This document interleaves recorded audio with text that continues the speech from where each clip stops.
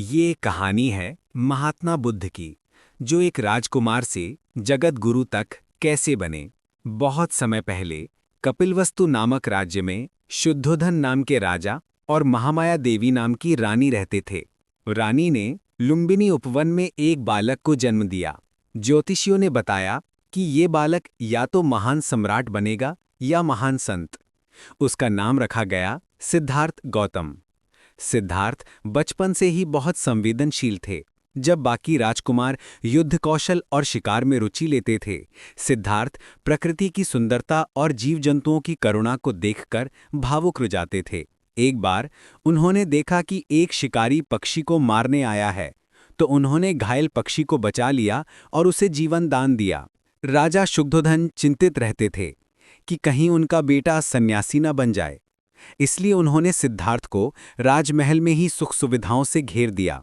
उन्हें दुख और कठिनाइयों की झलक तक न मिलने दी। लेकिन नियति को कौन रोक सकता है। एक दिन सिद्धार्थ रथ पर नगर भ्रमण के लिए निकले। वहां उन्होंने 4 दृश्य देखे। एक वृद्ध व्यक्ति जो कमजोर और झुका हुआ था, एक बीमार व्यक्ति जो दर्द से करहा रहा था, एक मृत शरीर जिसके चारों ओर शोक मनाया जा रहा था, और अंत में एक सन्यासी जिसके चेहरे पर अद्भुत शांति थी। इन दृश्यों ने सिद्धार्थ का हृदय हिला दिया। उन्होंने सोचा कि राजमहल की सुख सुविधाएं तो क्षणिक हैं, जीवन का असली सत्य तो बुढ़ापा, बीमारी और मृत्यु है। इससे मुक्ति कहाँ है। रात के अंधेरे में जब सब सो रहे थे, सिद्धार्थ ने पत्नी यशोधरा और नवजात पुत्र राहुल को देखा।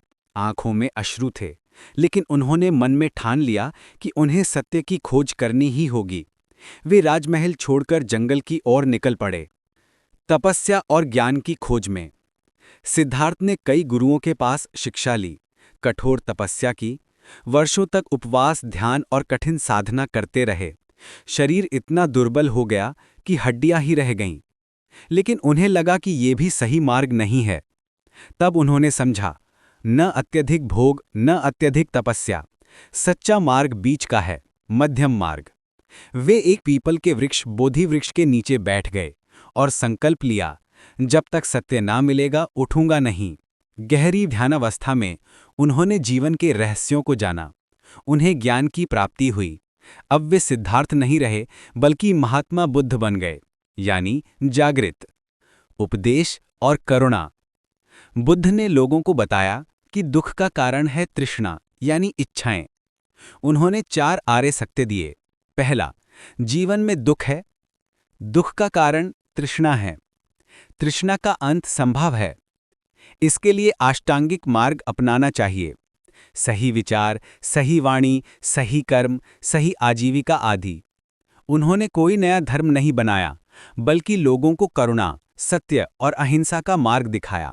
राजा, बादशाह, साधु, सन्यासी और आम जन सभी उनके शिष्य बनने लगे। यहाँ तक कि उन्होंने हत्यारे अंगुलीमाल को भी करुणा से बदल दिया। अंतिम क्षण में, लगभग 80 वर्ष की आयु में, कुशीनगर में बुद्ध ने शांति से महापरिनिर्वाण प्राप्त किया। उनका शरीर भले ही समाप्त हो गया, लेकिन उनके विचार आज भी जीवित हैं। उनकी सीख यही थी, अपदीपो भवा, यानी स्वयं अपना दीपक बनो। इस तरह एक राजकुमार जिसने महलों की विलासिता छोड़ी, पूरी दुनिया को करुणा और शांति का मार्ग दिखाने वाला जगत गुरु बन गया। अगर आपको हमारी कहानी अच्छी लगी हो तो कृपया करके चैनल को सब्सक्राइब करें।